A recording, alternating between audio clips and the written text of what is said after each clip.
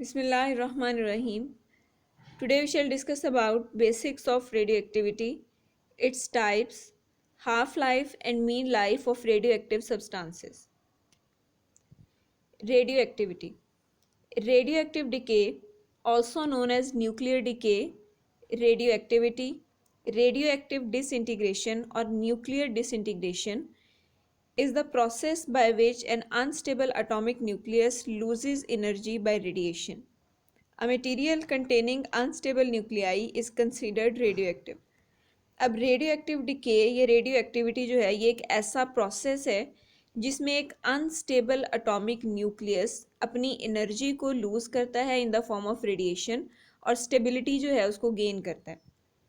Unstable होने का क्या मतलब कि उसके पास या तो एक्स्ट्रा पार्टिकल्स होंगे। समटाइम क्या होता है कि प्रोटॉन टू न्यूट्रॉन रेशियो जब ज़्यादा हो जाती है, यानी प्रोटॉन्स की तादाद न्यूट्रॉन्स के मुकाबले में ज़्यादा हो जाए या न्यूट्रॉन्स की तादाद प्रोटॉन्स के मुकाबले में ज़्यादा हो जाए, तो उस केस में आपका जो न्यूक्लियस है वो अनस्टेबल हो जाता है या उसके पास एक्स्ट्रा अमाउंट ऑफ एनर्जी होती है जिसकी वजह से वो अनस्टेबल होता है। सो जब भी एक अनस्टेबल न्यूक्लियस स्टेबिलिटी गेन करता है बाय एमिशन ऑफ रेडिएशन और सम काइंड ऑफ पार्टिकल, तो इस किस्म की जो एमिशन है, इस किस्म का जो प्रोसेस है, उसको हम रेडियो एक्टिविटी का नाम देते हैं। और रेडियो बेसिकली रेडिएशन की वजह से है। सो जब भी कोई प्रोसेस ऐसा हो जिसमें न्यूक्लियस स्टेबल होने के लिए रेडिएशंस को एमिट करे, चाहे साथ में कुछ और पार्टिकल्स भी एमिट हों, लेकिन रेडिएशंस एमिट हों, तो हम उस प्रोसेस को रेडियो एक्टिव डिके या रेडियो एक्टिविटी का नाम देते हैं। और कोई भी ऐसा मटेरियल जिसके अंदर अनस्टेबल न्यूक्लियस मौजूद हो, उसको हम रेडियो एक्टिव सब्सटेंस या रेडियो एक्टिव मटेरियल का नाम देते हैं। As unstable atoms exist in all matter, we are surrounded by natural radiation. अब चूंकि सारा जितना भी मैटर हमारे इर्द गिर्द है उसमें अनस्टेबल न्यूक्लियाई डेफिनेटली मौजूद हैं, so we are naturally surrounded by radiation. इसका मतलब नेचुरली भी हमारे पास जितना मैटर है उसके अंदर मौजूद रेडियो एक्टिव एलिमेंट्स जो हैं वो खुद ब खुद डिके करते रहते हैं, स्टेबल होने के लिए रेडिएशंस एमिट करते रहते हैं। सो नेचुरली भी हमारे इन्वायरमेंट के अंदर बहुत सारी रेडिएशंस मौजूद हैं जिनको हम नेचुरल रेडिएशन का नाम देते हैं। Radiation can also come from man-made sources through military, medical और industrial applications. इसके अलावा बहुत सारे मैन मेड प्रोसेस हैं। फॉर एग्जांपल इंडस्ट्री के अंदर जो है वो हम मुख्तलिफ सब्सटेंसेस का यूज़ करते हैं। मिलिट्री के अंदर जिस तरह आपके पास ये एक्सप्लोसिव्स होते हैं, धमाका खेज मवाद हैं, वो भी जब बर्न करते हैं, जलते हैं, तो वहाँ से भी रेडिएशन एमिट होती हैं। या मेडिकल फील्ड में भी हम बहुत सारी रेडियो एक्टिव आइसोटॉप्स का या रेडियो एक्टिव एलिमेंट्स का इस्तेमाल करते हैं। सो ये वो सारे सोर्सेज हैं जिनकी वजह से हम आर्टिफिशियली भी रेडिएशंस प्रोड्यूस कर रहे होते हैं। Since man-made radiation is closely measured and strictly controlled in order to avoid releasing it into the environment and living tissues, अब जो मैन मेड रेडिएशंस हैं, यानी हमारा जो आर्टिफिशियल रेडियो एक्टिविटी के नतीजे में हम जो डिफरेंट टाइप्स की रेडिएशन हमारी वजह से रिलीज़ होती है एनवायरनमेंट के अंदर, उसको हम स्ट्रिक्टली कंट्रोल भी कर रहे होते हैं, उसको मेजर भी कर रहे होते हैं कि जो भी प्रोसेस हो रहा है, whether it is in medical field या मिलिट्री के अंदर या किसी इंडस्ट्री के अंदर, तो वहाँ पे उसको कंट्रोल भी किया जा रहा होता है कि किसी किस्म का रेडियो एक्टिव वेस्ट या किसी किस्म की जो रेडिएशन है उसको एनवायरनमेंट में रिलीज़ होने से बचाया जा सके, ताकि वो एनवायरनमेंट को पोल्यूट ना करे या किसी भी चीज़ के लिए हार्मफुल ना हो। But nature does not like instability, लेकिन जो नेचर के अंदर जो ट्रेंड है वो स्टेबिलिटी गेन करने का होता है। So unstable isotopes will evolve towards a state of stability and gradually transforms themselves in a process known as decay or disintegration by emitting one or more particles and electromagnetic rays. अब जो man made radiations हैं उनको हम मैयर भी कर लेते हैं कि कितनी अमाउंट में ये रेडिएशंस एनवायरनमेंट में रिलीज़ हो रही हैं, फिर हम उनको कंट्रोल भी कर लेते हैं कि ये जो लेवल है ये हमारे लिए हार्मफुल है, इससे ज़्यादा रेडिएशन जो है वो एनवायरनमेंट के अंदर नहीं जानी चाहिए। लेकिन जो प्रोसेस नेचुरली हो रहे हैं, जो नेचुरली डिके हो रहा है, क्योंकि नेचर जो है उसका ट्रेंड है स्टेबिलिटी गेन करना, और हमने देखा है कि जितने भी रिएक्शंस होते हैं, whether they are chemical reaction, whether they are nuclear reaction, तो कोई भी जो रिएक्शन होता है वो बेसिकली स्टेबिलिटी गेन करने के लिए होता है। जिस तरह एटम के अंदर हम कहते हैं कि जितने भी केमिकल रिएक्शन होते हैं उनका जो पर्पज़ है एलिमेंट्स के कंबाइन करने का, वो ये होता है कि उनका ऑक्टेट कंप्लीट हो जाए, उनके वैलेंस शेल में 8 इलेक्ट्रॉन्स कंप्लीट हो जाए। बिल्कुल उसी तरह जो अनस्टेबल न्यूक्लियाई हैं, उन्होंने स्टेबल किस तरह से होना होता है कि वो अपने अंदर मौजूद एक्स्ट्रा पार्टिकल्स या एक्स्ट्रा एनर्जी जो है उसको रिलीज़ कर दें। तो चूंकि ये नेचुरल ट्रेंड है कि एलिमेंट्स या न्यूक्लियाई जो है वो स्टेबिलिटी गेन करना चाहते हैं, इसलिए नेचर के अंदर जो प्रोसेस हो रहा है या उसके ज़रिए से जो रेडिएशंस निकल रही हैं वो प्रोसेस उसी तरह से चलता रहता है, और आपका जो एलिमेंट है वो डिके करता है यानी टूटता है या डिसइंटीग्रेट होता है एक या एक से ज़्यादा पार्टिकल्स को एमिट करके या फिर इलेक्ट्रोमैग्नेटिक रेडिएशंस को एमिट करके। This is commonly referred to as radioactivity. In other words, radioactivity is the quest for stability. दूसरे लफ्ज़ों में हम कह सकते हैं कि जो रेडियो एक्टिविटी है it is the quest. Quest means it is a demand, या इसको आप प्यास के लफ्ज़ों में इस्तेमाल कर सकते हैं। So it is a demand for stability या trend toward stability. All elements can have radio active isotopes. अब जितने भी एलिमेंट्स हैं उनके अंदर उनके रेडियो एक्टिव आइसोटॉप्स जो हैं वो हो सकते हैं। When sufficient neutrons are added to a nucleus it becomes unstable. अब हर एलिमेंट जो है उसका हम एक रेडियो एक्टिव आइसोटॉप एग्जिस्ट कर सकता है। किस तरह से एग्जिस्ट कर सकता है? जब हम सफिशिएंट न्यूट्रॉन जो है वो उस एलिमेंट के अंदर ऐड कर देते हैं थ्रू न्यूट्रॉन कैप्चर रिएक्शंस। तो जब न्यूट्रॉन और प्रोटॉन का रेशियो इम्बैलेंसमेंट होता है, मैंने आपसे कहा था कि अगर न्यूट्रॉन्स की तादाद बढ़ जाए या प्रोटॉन्स की तादाद ज़्यादा हो जाए, तो प्रोटॉन्स की तादाद यूजुअली ज़्यादा नहीं होती, हैवी न्यूक्लियाई के अंदर न्यूट्रॉन्स की तादाद जो है वो प्रोटॉन्स के मुकाबले में बढ़ जाती है। सो जब भी इम्बैलेंसमेंट होगी, न्यूट्रॉन्स की तादाद बहुत ज़्यादा बढ़ जाएगी प्रोटॉन के मुकाबले में, तो आपका जो न्यूक्लियस है वो अनस्टेबल हो जाएगा। तो किसी भी एलिमेंट का, किसी भी एटम का जो है वो अनस्टेबल न्यूक्लियस हम बना सकते हैं। किस तरह से? अगर हम उसके अंदर सफिशिएंट न्यूट्रॉन्स को ऐड कर दें। Next we have types of radiation. There are 3 main types of radiation. यानी वैसे बहुत जो सारे रिएक्शंस हैं, न्यूक्लियर रिएक्शंस हैं जिनमें एनर्जी रिलीज होती है, different amounts of energy release होती है, लेकिन 3 बेसिक रेडिएशंस हैं जो कि आमतौर पे रिलीज होते हैं। First of them is alpha radiations. Alpha radiation, अब ये अल्फा जो है ये इनका सिंबल है, made up of particles containing 2 protons and 2 neutrons and whose air range is a few centimeters। Alpha radiation जो हैं ये हमारे पास 2 प्रोटॉन और 2 न्यूट्रॉन से मिलकर बनने वाले पार्टिकल हैं, और ये वो पार्टिकल हैं जिनकी रेंज जो है एयर के अंदर फ्यू सेंटीमीटर्स यानी कुछ सेंटीमीटर्स तक होती है। अब रेंज का क्या मतलब है कि वो एयर के अंदर बहुत थोड़ा सा डिस्टेंस जो है वो ट्रैवल करते हैं, उसके बाद उनकी एनर्जी ख़त्म हो जाती है, फिर वो इस मटेरियल के अंदर एब्जॉर्ब हो जाते हैं, यानी बहुत ज़्यादा लॉन्ग डिस्टेंसेस ट्रैवल नहीं कर पाते। यानी एक जगह पे अगर हमारे पास कोई ऐसा मटेरियल है जो कि अल्फ़ा रेडिएशन एमिट कर रहा है, तो वो अल्फ़ा रेडिएशन जो हैं वो बहुत दूर तक जो है वो एयर के अंदर ट्रैवल नहीं कर सकते, बल्कि थोड़ा सा distance, few centimetres distance travel करने के बाद उनकी जो एनर्जी है वो ख़त्म हो जाती है और वो अल्टीमेटली रेस्ट में आ जाते हैं, थर्मल मोशंस परफॉर्म करना स्टार्ट कर देते हैं, यानी उसी जगह पे रहते हुए फिर वाइब्रेट करते हैं, एयर का या जिस भी मटेरियल में से वो पास कर रहे होते हैं उसका हिस्सा बन जाते हैं। These particles can be stored by an ordinary sheet of paper। मतलब इतना ही उनकी रेंज कम होती है, एयर के अंदर कुछ सेंटीमीटर्स है, और इवन अगर हम एक शीट ऑफ पेपर जो है वो रख दें तो उस शीट ऑफ पेपर में से भी आपका जो अल्फ़ा पार्टिकल है वो पास करके दूसरी तरफ नहीं जा सकता, यानी उस शीट के पार्टिकल्स के साथ इंटरेक्शन के नतीजे में ही वो अपनी सारी की सारी एनर्जी जो है उसको ख़त्म कर देता है। सो अल्फ़ा पार्टिकल हमने कहा 2 प्रोटॉन और 2 न्यूट्रॉन से मिलकर बनता है, तो 2 प्रोटॉन और 2 न्यूट्रॉन से मिलकर जो चीज़ बनती है that is basically the helium nucleus. Helium element का जो न्यूक्लियस है, हीलियम एलिमेंट की नहीं न्यूक्लियस की बात करें, क्योंकि एलिमेंट के अंदर 2 इलेक्ट्रॉन्स भी शामिल हैं। सो अगर 2 इलेक्ट्रॉन्स निकाल दिए जाएँ तो हीलियम का जो न्यूक्लियस है वो अल्फ़ा पार्टिकल कहलाता है। तो समटाइम हम अल्फ़ा के सिंबल से भी उसको रिप्रेजेंट करते हैं, समटाइम हीलियम-2 से भी हम अल्फ़ा पार्टिकल जो है उसको रिप्रेजेंट कर सकते हैं। Next we have beta radiations. Beta radiation made up of electrons which travel a few meters in the air।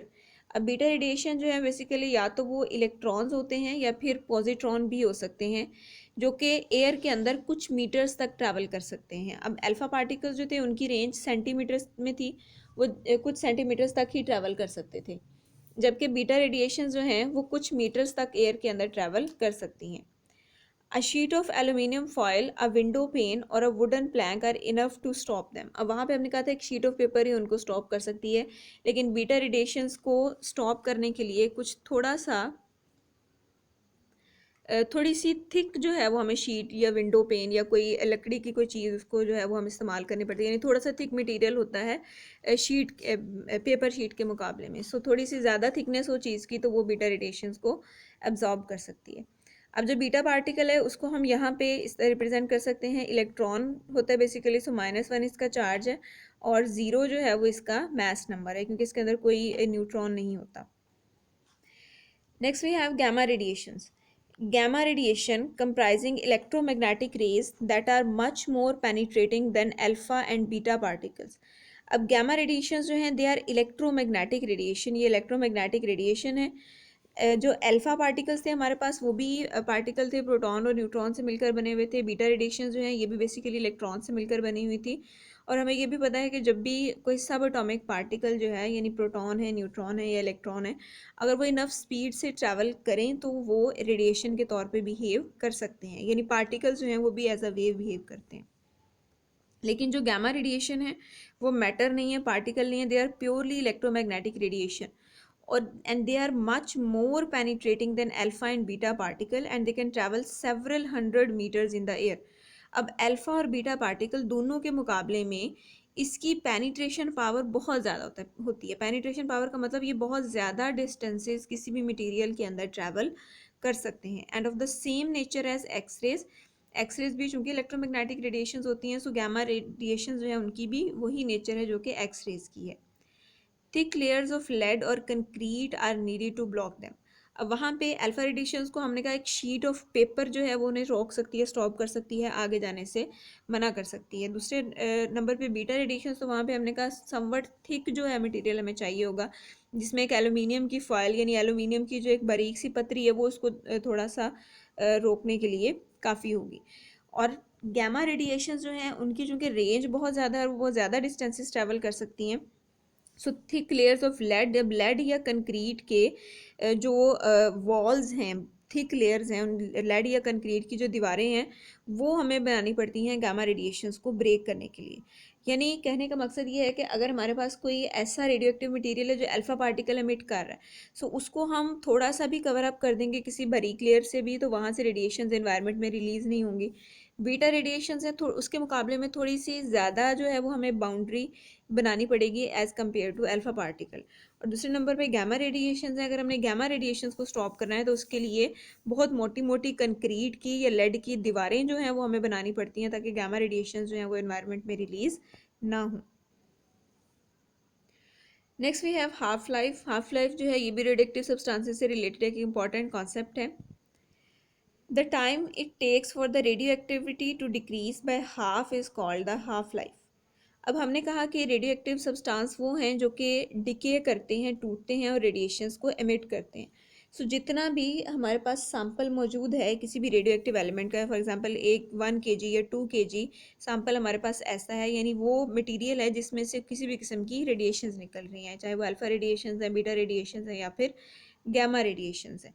तो जितना भी टाइम उस मटेरियल को हाफ होने में लगेगा, यानी हाफ ऑफ द मटेरियल जितने टाइम में डिके कर जाएगा, आधा मटेरियल डिके करके ट्रांसफॉर्म हो जाएगा नए न्यूक्लियस में, ये रेडिएशंस को एमिट कर देगा, उस टाइम को हम उस रेडियो एक्टिव सब्सटेंस की हाफ लाइफ कहते हैं।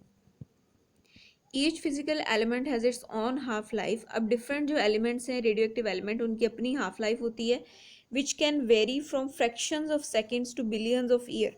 अब ये जो हाफ लाइफ है ये फ्रैक्शंस ऑफ सेकेंड यानी एक सेकेंड का बहुत छोटा सा हिस्सा भी हो सकती है और उससे बढ़कर मिनट, सेकेंड और बिलियंस ऑफ ईयर्स तक भी वो हाफ लाइफ हो सकती है। यानी डिफरेंट न्यूक्लियाई जो हैं उनकी हाफ लाइफ डिफरेंट होती है जो कि सेकेंड्स से लेकर बिलियंस ऑफ ईयर्स तक हो सकती है। The half life of oxygen 15 is 2 minutes. अब ऑक्सीजन 15 जो है ऑक्सीजन का आइसोटॉप है, इसकी हाफ लाइफ सिर्फ 2 मिनट होती है। आयोडीन 131 8 डेज, उसके बाद आयोडीन 131 है इसकी 8 दिन होती है। कार्बन 14 जो है 5730 यानी 5730 ईयर्स जो है वो इसकी हाफ लाइफ होती है। And uranium 238 more than 4.5 billion years, तो 4.5 बिलियन ईयर्स से भी ज़्यादा जो है वो यूरेनियम 238 की हाफ लाइफ होती है। सो डिफरेंट एलिमेंट्स के अंदर हाफ लाइफ जो है वो वेरी करती है from minutes two years. It is represented by T half. अब हाफ लाइफ जो है उसको हम टी और सबस्क्रिप्ट में हाफ लिख के इससे रिप्रेजेंट करते हैं। It can be calculated as T half equals 0.693 over lambda. ये हमारे पास फॉर्मूला है हाफ लाइफ को कैलकुलेट करने के लिए, 0.693 ओवर लैम्डा। अब यहाँ पे जो लैम्डा है इज़ द डिके कांस्टेंट। ये जो है ये भी हर न्यूक्लियस के लिए यानी हर रेडियो एक्टिव एलिमेंट के लिए लैम्डा की वैल्यू डिफरेंट होगी. So lambda is a constant which is called decay constant. It is the probability of decay per unit time. Actually ये किस चीज़ को रिप्रेजेंट करता है कि एक यूनिट टाइम के अंदर या एक सेकंड के अंदर कितना मटेरियल आपका डिके करेगा, उसकी प्रोबेबिलिटी को, उसके चांसेस को जो है ये बताता है. यानी लैम्डा से हमें ये पता चलेगा कि एक यूनिट टाइम या एक सेकंड के अंदर कितना मटेरियल उस रेडियो एक्टिव सब्सटेंस का जो है वो डिके कर सकता है. Next we have mean lifetime. The average time within a radioactive substance takes to completely decay is called mean lifetime. अब जो हाफ लाइफ है, हाफ लाइफ का कॉन्सेप्ट हम क्यों इंट्रोड्यूस करवाते हैं? क्योंकि कोई भी जो रेडियो एक्टिव एलिमेंट है वो कभी भी कम्प्लीटली डिके नहीं करता. ये कॉन्सेप्ट आपने पहले भी बहुत दफ़ा पढ़ा होगा कि अगर आपके पास 1 kg फॉर एग्जांपल सैम्पल है, लेट्स से यूरेनियम का सैम्पल है, तो जब आपके पास उसकी हाफ लाइफ कंप्लीट होगी, हाफ लाइफ मीन्स जब उसकी 4.5 बिलियन ईयर्स कंप्लीट होंगे, तो उसमें से आधा यूरेनियम का जो सैम्पल है वो डिके कर चुका होगा, यानी हाफ kg जो है वो कंज्यूम हो चुका होगा. उसके बाद अगले जो 4.5 बिलियन ईयर्स होंगे उनमें अगला हाफ सैंपल कम्प्लीटली डिके नहीं करेगा, बल्कि उसमें से भी आधा सैंपल डिके करेगा. अगले हाफ लाइफ जब पास होगी तो जो बाकी हमारे पास मटेरियल पड़ा हुआ है उसमें से हाफ मटेरियल जो है वो डिके करेगा. सो ये एक नेचुरल प्रोसेस है, और कोई भी जो रेडियो एक्टिव एलिमेंट है या रेडियो एक्टिव सैंपल है वो कम्प्लीटली डिके नहीं करता. इसीलिए जो है वो हम उसकी हाफ लाइफ का कॉन्सेप्ट इंट्रोड्यूस करवाते हैं. अब चूंकि एग्जैक्टली हमें नहीं पता चल सकता कि कितने टाइम में जो आपका रेडियो एक्टिव एलिमेंट है वो कम्प्लीटली डिके कर सकता है, लेकिन हम एक एस्टिमेशन, एक आइडिया जो है वो लगाते हैं अपनी कैलकुलेशन से, और उसको हम मेजर करते हैं in terms of mean life time. So mean life time क्या है? The average time with in which radio active substance completely decays is called mean life time. So mean life time क्या है? Average time है जिसमें कोई भी radio active substance जो है वो कम्प्लीटली डिके कर जाएगा. It is represented by tau. इसको हम टॉ से रिप्रेजेंट करते हैं, and tau is equal to T ½/0.693. Half life किस तरह मालूम की जाती है? 0.693 को लेमडा के साथ डिवाइड करके. और जो मीन लाइफ टाइम है ये किस तरह कैलकुलेट किया जा सकता है? अगर हम हाफ लाइफ को 0.693 से डिवाइड करें तो हमारे पास मीन लाइफ टाइम आ जाएगा. अब ये पूरी कैलकुलेशन के बाद ये भी फार्मूला ड्राइव किया हुआ है, ये भी आफ्टर थॉरो कैलकुलेशन ये फार्मूला ड्राइव किया हुआ है, लेकिन आपने जस्ट इनको एज इट इज़ प्रिपेयर करना है. सो टॉ जो है वो T ½/0.693 के इक्वल है. सो हम कह सकते हैं कि टॉ जो है वो 1/λ के इक्वल है. 1/λ के इक्वल किस तरह से है? इसी फॉर्मूले के अंदर अगर हम 0.693 जो है उसको इस तरफ ला के T½ से डिवाइड कर दें तो ये इधर 1/λ बच जाएगा. सो 1/λ किसके बराबर होगा? T½ और यही चीज़ जो है वो टॉ के इक्वल है. सो हम कह सकते हैं कि टॉ इज़ 1/λ, या मीन लाइफ टाइम जो है वो आपके डिसइंटीग्रेशन कांस्टेंट या डिके कांस्टेंट का रेसिप्रोकल होता है. The mean lifetime of a particular species of unstable nucleus is always 1.443 times longer than its half-life. अब मीन लाइफ टाइम जो है वो किसी भी स्पीशी का वो 1.443 टाइम्स ज़्यादा होता है as compare to its half life. और यहाँ पे आप देख सकते हैं हाफ लाइफ को 0.693 से डिवाइड करके हमें मीन लाइफ टाइम मिलता है. अब यहाँ पे जो डिनोमिनेटर है वो स्मॉलर है, और जब भी डिनोमिनेटर स्मॉलर होता है तो हमारे पास जो नेट आंसर आता है वो ज़्यादा होता है. सो टॉ जो है वो ज़्यादा होगा हमेशा एज़ कम्पेयर टू T½ यानी हाफ लाइफ के निस्बत जो मीन लाइफ टाइम है दैट इज़ 1.443 टाइम्स लॉन्गर.